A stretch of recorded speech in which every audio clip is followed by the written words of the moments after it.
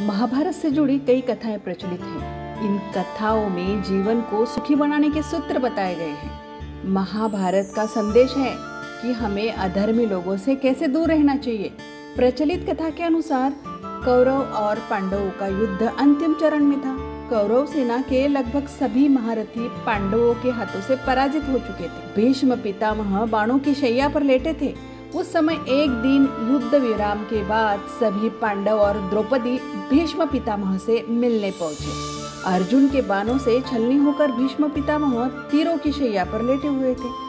उन्हें इच्छा मृत्यु का वरदान मिला था, परंतु उन्हें महाभारत का पूरा युद्ध देखना था। उनकी मृत्यु तब तक संभव नहीं थी जब तक कि वह खुद न चाहे। इस असहनीय पीड़ा के बावजूद वह महाभारत का युद्ध अपनी आंखों से देखना चाहते थे। युद्ध के बाद शाम को पितामह से मिलने सभी लोग आया करते थे। एक रोज जब द्रौपदी आई तो उन्हें देखकर जोर जोर से हंसने लगी। भीष्म पितामह कौरव और पांडव दोनों ही पक्षों के लिए बहुत पूजनीय थे। ऐसे में द्रौपदी को उनकी इस अवस्था पर हंसता देख सब आश्चर्य में पड़ गए। सब क्रोध में डूबी नजरों से द्रौपदी की ओर देखने लगे और द्रौपदी खिलखिलाते जा रही थी। भीष्म पांडवों को धर्म और अधर्म की, नीतियों की और ज्ञान की बातें बता रहे थे। तब द्रौपदी ने कहा, पितामह, आज आप ज्ञान की बातें कर रहे हैं, लेकिन जिस दिन भरी सभा में मेरा चीरहरण हो रहा था आप भी वही थे। तब आपका यह ज्ञान कहाँ गया था? आप उस समय चुप क्यों रहे? मेरी मदद क्यों नहीं की? आपके सामने अधर्म हो रहा था, लेकिन आप कुछ भी नहीं कर सके।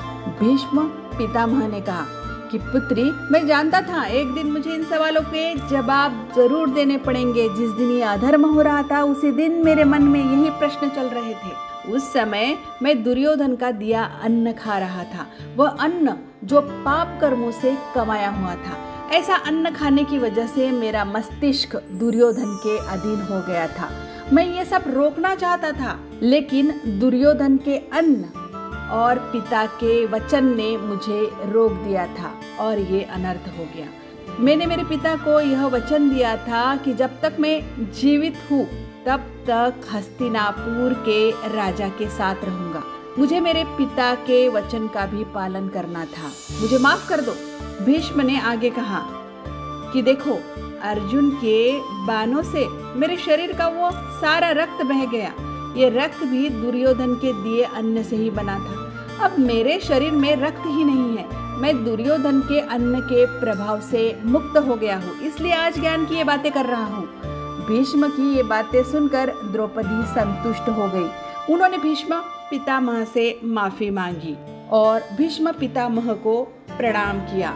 कहानी कैसे लगी जरूर बताएं। ऐसे सुंदर सुंदर कहानियों के लिए मेरा चैनल सब्सक्राइब करें। धन्यवाद।